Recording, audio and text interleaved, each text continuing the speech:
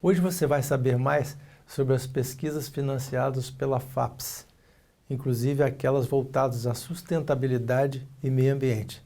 Para falar sobre esse assunto, nós temos aqui a presença do presidente da FAPES, José Antônio Boff Buffon. Presidente, falar um pouquinho sobre os projetos, né, de pesquisa, e principalmente as pesquisas voltadas à parte ambiental, de sustentabilidade. Bom, mais uma vez, obrigado pela oportunidade de estar aqui na TV Ambiental com você aqui, sempre um espaço muito qualificado, né, para a gente conversar sobre isso. Obrigado. Se o cidadão comum que olha para o jornal, o jornalão, olha para a rede social, acha que o país vive o pior momento dele. Não é verdade. Não é verdade. A política nossa no Brasil, ela vive um momento muito delicado. Ela está com a equação que não fecha ali. Mas o país continua funcionando e continua funcionando bem. Nessa área ambiental, por exemplo, nós vivemos um momento muito prodigioso hoje. Existe hoje uma capacidade de mobilização, de formulação muito forte nessa área de meio ambiente e sustentabilidade. Qualquer que seja uma chamada que eu venha fazer, aberta, uma chamada induzida, que seja, o número de propostas da área de meio ambiente e sustentabilidade sempre é muito grande e sempre são projetos muito consistentes. Nós estamos gerando um acúmulo muito forte e várias universidades estão se envolvendo nisso e estão se formando redes de pesquisas muito competentes ao longo de todo o país, mas também aqui no Espírito Santo. Então, assim, nós temos a certeza de que nós precisamos melhorar a conexão entre o lado de cá, o governo, as empresas, com esse mundo do lado de lá, que hoje é um mundo que pesquisa em profundidade esses temas. A demanda da pesquisa pode partir tanto do setor privado, quanto do setor público, quanto de indivíduos. Normalmente a fundação ela faz os editais e as chamadas centrados na pesquisa. Pesquisa existe um método científico. Os proponentes são professores, pesquisadores, líderes de grupo, líderes de rede de pesquisa, de laboratórios ligados às instituições de ensino superior, aos institutos de ciência e tecnologia. Eles vão lá, propõem, faz-se uma análise de mérito. Quem faz a análise não é a FAPES, a gente busca consultores ao longo de todo o país para fazer análise de mérito, para dizer, esse projeto ele é bom, está na fronteira da ciência, esse projeto não é bom, enfim, a gente tem lá os ranqueamentos nossos. Recentemente, nós abrimos algumas outras formas de trabalhar esse tema. Uma forma é um edital que a gente chama ideias. Eu não chamo mais o pesquisador, eu chamo a ideia. Nós estamos hoje na fase, abrindo aqui em Vitória hoje, o primeiro evento da segunda fase dos workshops com 46 empresas, 46 ideias que viraram empresas. Sim. De todas as áreas. E tem já? Viraram empresas já. Empresas pequenas, são startups. Muitas delas tratam do tema da sustentabilidade do meio ambiente. Tem uma empresa que chama Destine Já, que cuida da destinação de resíduos. Está lá, vencedora, muito bem avaliada, e tantas outras que lidam com esse tema. Então, o que acontece? É porque a gente precisa desenvolver mecanismos para que as ideias que são surgidas tanto na universidade quanto em pessoas da sociedade civil, assim, inventores, essas ideias consigam se tornar empresas. Porque ter uma ideia é a coisa mais fácil que tem. Depois de transformar essa ideia num produto e esse produto num negócio. E esse negócio numa carteira de clientes, para gerar benefícios. Sim. Isso aí existe um outro caminhar. Tem uma linha específica dentro da FAPES? É um edital de inovação. Conceito É um edital de inovação em que você apoia as ideias. Sim, as ideias se transformam em negócios. Sim. E tem uma outra terceira forma que a gente tem utilizado também, que são encomendas que a FAPES faz por demanda induzida. O órgão ambiental, ou a Secretaria de Saúde, ou a Secretaria de Educação, ela tem um problema, ou ela precisa ter uma solução, a gente sabe onde está a solução, já sabe, e a gente então desenha um projeto de pesquisa e faz uma encomenda. É o caso da febre amarela? Febre amarela, exatamente foi isso. A Secretaria de Meio Ambiente, o secretário Aladim, muito preocupado com a mortandade, eu acho que fala, né? de macacos, aí primatas. E como é que é? Vai morrer quanto? Enfim, aí nós sentamos, entendemos a necessidade dele, identificamos na universidade um grupo de pesquisa de alto nível que compreendia o problema, que entendia da matéria, e nós desenhamos a 3 mãos ali um projeto que está sendo executado, inclusive rendeu ao pesquisador um prêmio de destaque do Globo. Nós acompanhamos, interessante. Destaque. Então essa é uma forma da gente ligar diretamente quem está trabalhando com a pesquisa e quem está demandando conhecimento. Ocupação social. Um exemplo de como a Fundação de Amparo à Pesquisa atuou. Ocupação social, o governo precisava desenhar políticas públicas para um público de jovens que hoje não frequenta as aulas e nem trabalha, nem estuda nem trabalha. Mas assim, a gente não pode fazer política de orelha, como se diz, né? Você tem que ter base de informação. Fizemos um censo, 6.000 alunos foram entrevistados. Mais de 200 perguntas por aluno, um questionário desse tamanho. Como é que foi feito? Nós desenhamos um trabalho a 4 mãos com a Secretaria de Ações e Estratégia, na época do Martinelli, e reportamos ao Instituto Jones. O Instituto Jones tem a base estatística, a base metodológica. O Instituto desenhou a pesquisa e foi a campo. Fizemos isso em poucos meses de trabalho. Foi um trabalho em que a FAPES atuou como um interveniente modelador na solução. Então, assim, para te responder hoje, nessa área de sustentabilidade e meio ambiente, cada vez mais nós vamos trabalhar com as 3 coisas. Nós vamos trabalhar com os editais de pesquisa abertos para as universidades e grupos de pesquisa. Nós vamos trabalhar com chamadas para os detentores de ideias, transformar as ideias em empresas, em negócios que vão resolver problemas ambientais. E do outro lado, nós vamos trabalhar nessa interface entre empresa, governo e universidade, desenhando projetos cooperativos aí para dar solução concreta a uma solução ou outra qualquer. Interessante. A gente, agora entrando um pouquinho na área ambiental, né? Nessa parte de bacias hidrográficas, como é que nós estamos? O Espírito Santo é talvez o único estado do Brasil que vai ter os planos de bacia para todas as bacias. Se fez um orçamento aí preliminar, ficou muito caro. E aí a FAPES foi procurada para desenhar uma solução. E aí nós fizemos uma solução a 6 mãos aí, envolvendo os órgãos ambientais, envolvendo a AGER, envolvendo a FAPES. Nós já contratamos um diagnóstico, uma fase de implementação agora, inclusive das bacias pequenininhas do litoral norte, que, enfim, nós vamos ter a curto prazo tudo isso mapeado, tudo isso levantado. Sim.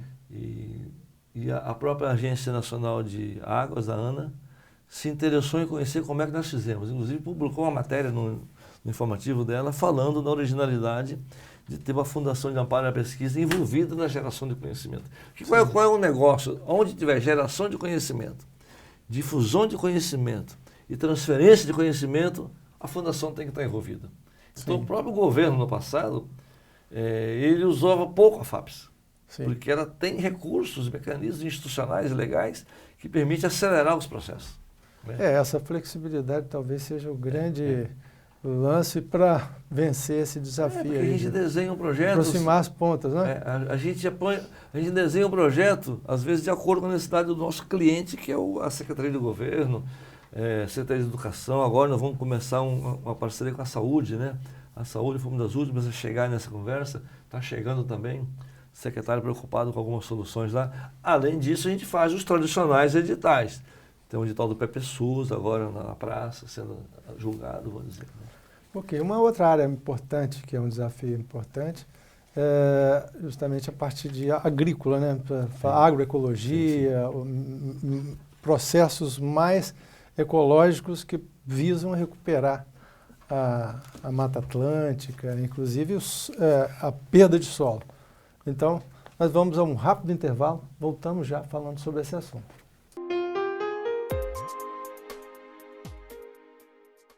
Voltamos ao segundo bloco da nossa entrevista com o presidente da FAPES, José Antônio Boff Buffon, falando um pouco sobre as pesquisas, mais focalizado na área ambiental. A gente tem aqui o crescimento do jacarandá da Bahia, né? Estabelecido em sistemas silvopastoris, né? Então, esse é um grande desafio que a gente tem, né? Porque, assim, não só... Aí o jacarandá entra como uma árvore, né? Importante, né? Que já se perdeu, praticamente. Nós temos quase a extinção. Ô, Mi, você, às vezes eu pego essa lista que está na sua mão aí, me divirto com ela, porque tem mais de 240 projetos em execução na FAPES, de todos os tipos de editais, chamadas e bolsas, e mestrado e doutorado tem lá dentro. Iniciação científica tem tudo lá dentro. Com a agricultura, nós fizemos uma coisa também muito original. Desde o começo do mandato agora, do Paulo Arthur, desse último mandato, nós entendíamos que nós tínhamos que aprofundar a pesquisa no agro capixaba. O INCAPER é uma instituição muito relevante, extraordinária para o Estado do Espírito Santo, imprescindível, mas ela havia perdido um pouco o seu tempo de pesquisa, né? Uma por causa de falta de recurso, e outra porque o organismo já tinha ficado um pouco de fora das grandes pautas.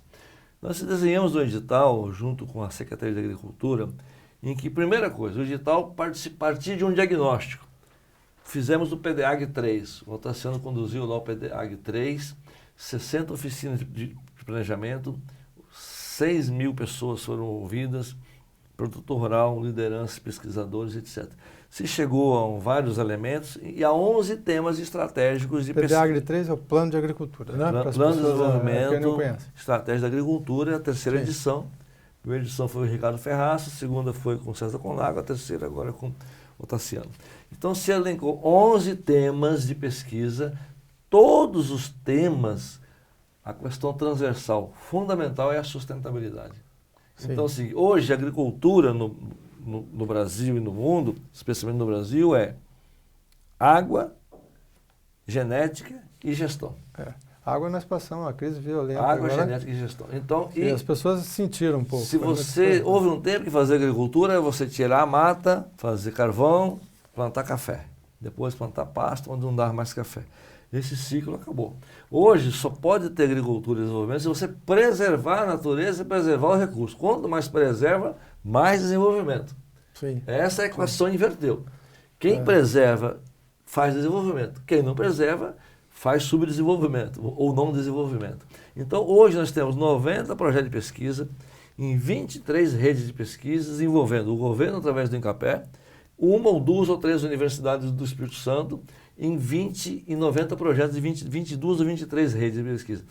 Tem para café, para pimenta, sistemas agroflorestais e tem temas transversais como a agricultura de baixo carbono. Então, assim, agora, qual é o elemento central? Todos eles, sustentabilidade e economia de recursos. Hoje o Estado tem um tripé. O reflorestar é produtor de água, o programa de barragem reserva água e o edital do PPE Agro é poupar água. Então, esses são o tripé hoje da gestão de recursos hídricos do Estado do Espírito Santo. Certo. Aí quando você fala de café, por exemplo, só para as pessoas entenderem, a gente sempre tinha pesquisas ligadas à produtividade. Hoje a gente tem pesquisas ligadas ao café sombreado, né? Que também utiliza uma forma de você também fomentar a espécie da Mata Atlântica. A gente já entendeu, né, que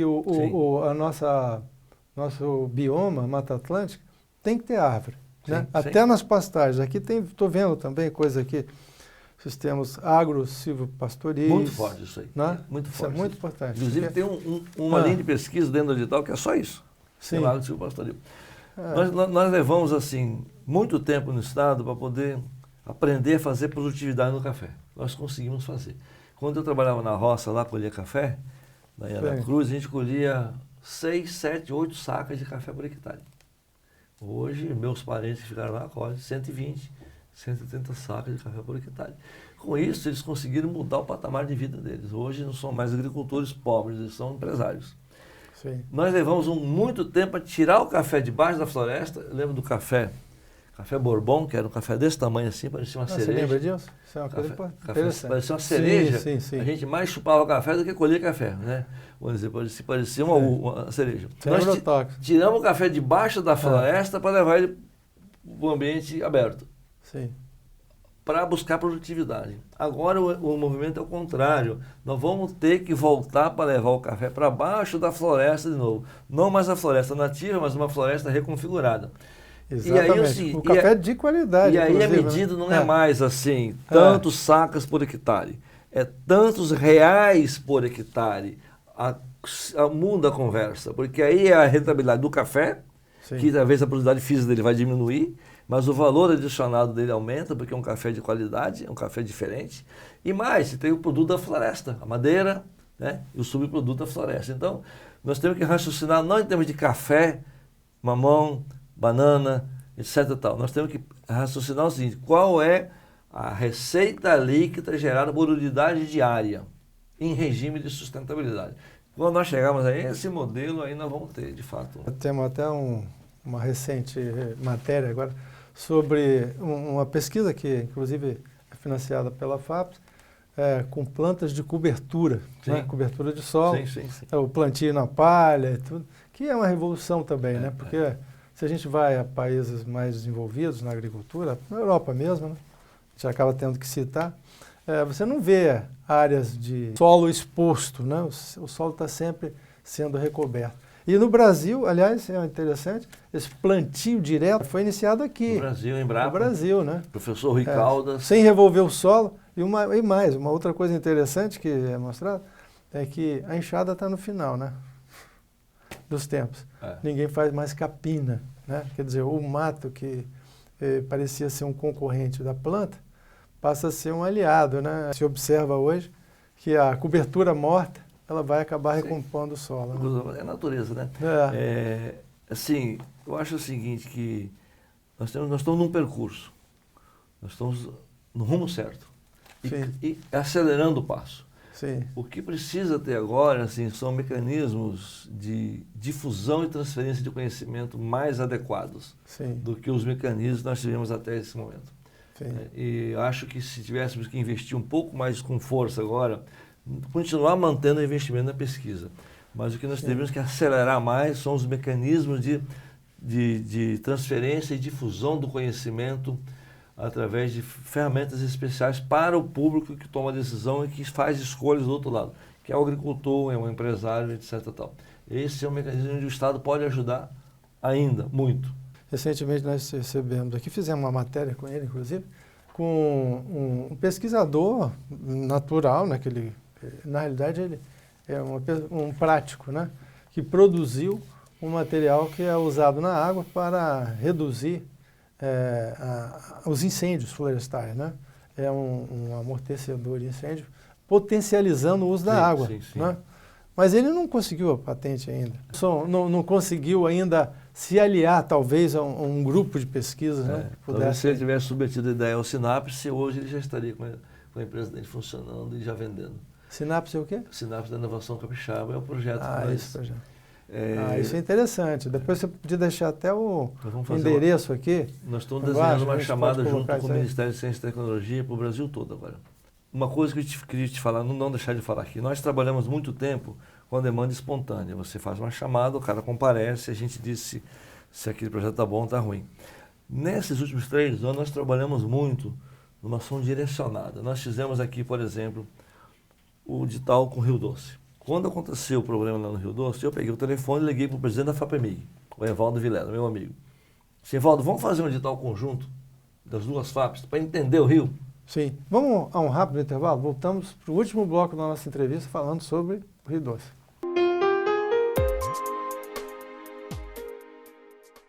Voltamos ao último bloco da nossa entrevista com o presidente da FAPES, José Antônio Boff Buffon, falando sobre pesquisas, como são realizados os editais hoje da FAPES e com especialização também na área ambiental que a gente está focando aqui na nossa entrevista. Presidente, falava no último bloco a questão do Rio Doce, quando eu te interrompi para chamar o outro bloco. Imagina.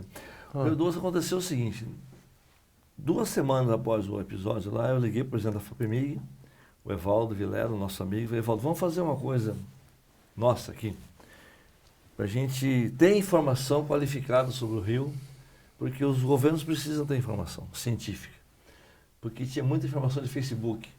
Sim. Sem nenhum problema com as redes sociais. Uma copiada da outra. Mas especialista de Facebook não dá para você, não dá. Então precisamos ter informação científica. Aí eles fizeram um edital lá mais focado em problemas de aproveitamento de resíduos, etc. E nós desenhamos, a FAPES escreveu o edital e nós aprovamos junto com eles um edital. Era 2 milhões meu e 4 dele. A CAPES viu esse edital e e já colocou mais dinheiro para poder formar recursos humanos nessas áreas de desastre, que não tinha isso aí. O CNPq viu, entrou, o resultado de 6 passou para 12 milhões e 200, inclusive a Ana também entrou. Então nós fizemos um edital de 12 milhões e 200. Aprovamos no Espírito Santo 4 projetos. Tem 3 projetos financiados pela FAPES, aqui nós, e um financiado pela CAPES. Os 3 nossos projetos, eles são concentrados no entender os problemas que a lama gerou no baixo curso do rio, no estuário, e procurar soluções para isso, que vai desde repovoamento de peixes, a pesca sustentável, enfim. Nós vamos fazer nos próximos dias. Que é o mais importante, né? A gente saber como vai intervir. Então, assim, a FAPES vai ser muito tempestivamente. O que atrasou esse edital? Incrível que pareça, o que atrasou um pouco o edital foi quando entraram os órgãos federais na parceria, eles têm um tempo um pouco mais elástico e a gente teve que nos submeter ao tempo deles, porque eles cuidam do Brasil todo, de todas as coisas, né? E a famosa burocracia que precisa ser reduzida. E uma outra razão foi que os projetos são tão complexos e multidisciplinares que nós tivemos dificuldade em encontrar especialistas para fazer parecer nesses projetos. Sim. Foi uma dificuldade de identificar os pareceristas para isso. Mas vencemos essas etapas. Agora nós vamos fazer inclusive eu convido a TV Ambiental para cobrir o evento. Nós vamos fazer um evento para apresentar os 4 projetos do Espírito Santo aqui no estado. E tem mais 7 pesquisadores capixabas que participam em rede com projetos que são executados em Minas Gerais. Então nós temos aqui 4 projetos de pesquisa executados aqui, mais 7. São 11 projetos de pesquisa do Rio Doce, fruto desse edital, dessa iniciativa com Minas Gerais. Isso não é resposta de curto prazo, é entender a dinâmica do rio, desse rio que sofreu aquele problema lá e a dinâmica das populações no rio. Ribeirinhos, né? É isso aí que a gente está trabalhando. Tivemos uma coisa nova também, que existe uma coisa chamada Programa Ecológico de Longa Duração, é PELD. O Brasil tinha ali, acho que uns 12 ou 13 sítios PELDs no Brasil, não tinha nenhum no Espírito Santo. Nós participamos de uma chamada do CNPq. Que é a PELD? Programa Ecológico de Longa Duração. Você pega uma área e monitora ela a longo prazo. Então, isso é muito importante. Nós participamos de uma chamada do CNPq com o Fundo Newton, o Fundo do Reino Unido. 2 pesquisadores capixabas foram contemplados. Um vai pesquisar de Abrolhos até a Foz do Perequeçu. O outro da Foz do Perequeçu até o litoral sul do estado. Um ambiente mais do oceano. E aqui mais as lagoas e restingas dessas áreas do sul. Então, nós vamos ter também, estão ali o nome deles, se vocês quiserem fazer entrevista com eles, acho que vale a pena. Isso é uma novidade, o Espírito Santo hoje está no mapa do mundo. E temos um outro projeto, bastante inovador também, que é uma chamada do ICMBio para estudar as áreas, os parques do estado.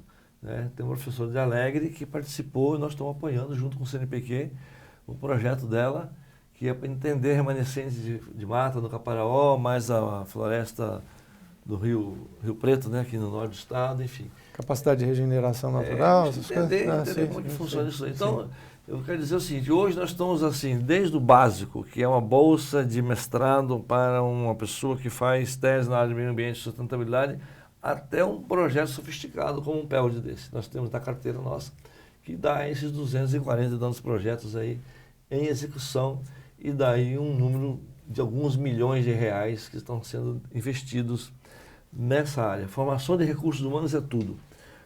Sem recursos humanos de alto nível, de alta qualidade, não tem solução para nada.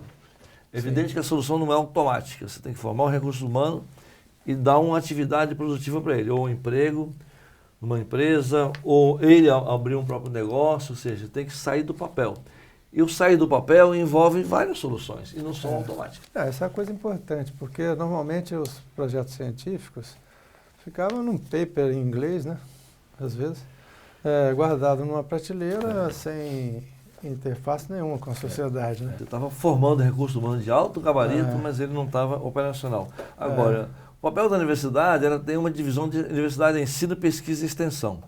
É papel da universidade, sim, se preocupar com a transferência do conhecimento, mas não é toda a responsabilidade dela. A empresa tem a sua responsabilidade e o governo tem a sua responsabilidade de construir as pontes junto com a universidade. Aqui no Espírito Santo, nessa gestão, nós temos um diálogo muito profícuo com o IFES, com a UFES, com a UVV, com a UCL, as principais, e com a FUCAP aqui, com as outras, FDV, Multivix. Nós temos uma conversa muito estratégica com essas instituições para poder a gente alinhar as estratégias. Não é só operar no balcão a bolsa, é alinhar as estratégias. E nesses editais, os próximos editais, você tem, claro, os pontos de demanda induzida?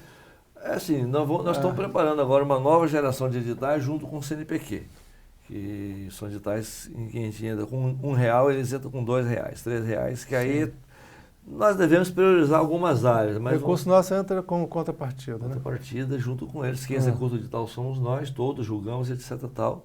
Vamos ter esse ano ali algumas novidades, talvez. Nós vamos lançar esse ano ainda, no segundo semestre, um edital universal. O que é universal? É um edital para qualquer tipo de assunto, para qualquer tipo de pesquisador. Porque como você sondar o mercado, o que o mercado está fazendo. Nós estamos agora em fase final aí de um digital para o SUS, PPSUS, um programa de fortalecimento do SUS, e vamos preparar talvez um outro edital para ideias esse ano ainda, ou em conjunto com o Ministério ou sozinho, fazer uma nova rodada de chamamento de ideias. Esse primeiro que a gente fez, compareceram 1.272 ideias. 1.272 ideias. E eu acho, sim, que se nós tivéssemos feito um pouquinho mais de foco na divulgação, em algumas escolas, nós teríamos chegado a 1.500 ideias com folga. E essas ideias são repassadas através de um formulário? Um formulário, você entra no site e cadastra a sua ideia. Essa ideia é julgada pelo mérito científico dela, potencial de mercado e grau de maturidade. Aí ela passa para uma outra fase. Aí você pergunta para ele o seguinte: se você fosse abrir uma empresa, como é que você abriria uma empresa para tratar isso? Você julga o conceito dessa empresa. Aí os melhores passam para uma outra fase. Se você fosse receber R$50 mil para gastar, você gastaria em quê? Aí você julga a capacidade do cara fazer projeto. Então são 3 camadas que chegamos às 46 empresas agora que estão sendo. É interessante. Bem, nosso tempo terminou. O senhor quer alguma consideração final? Eu quero sempre agradecer a TV Ambiental. A TV Ambiental é uma TV focada e engajada aqui no Espírito Santo. É uma oportunidade de estar aqui sempre falando para vocês. A FAP está à disposição nas nossas redes sociais, também na nossa homepage. Temos informações. A nossa área de comunicação tem cuidado ostensivamente para repassar, mas ainda nós temos muito mais capacidade de produzir coisas do que de divulgar.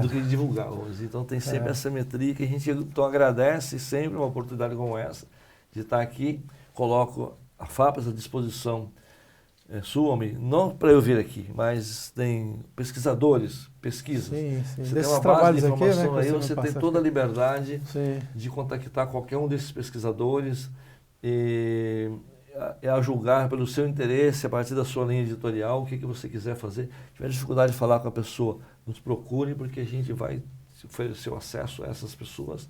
Está aí à disposição de vocês para vocês trabalharem nesse material. Muito obrigado e parabéns aí pelo trabalho. Muito obrigado.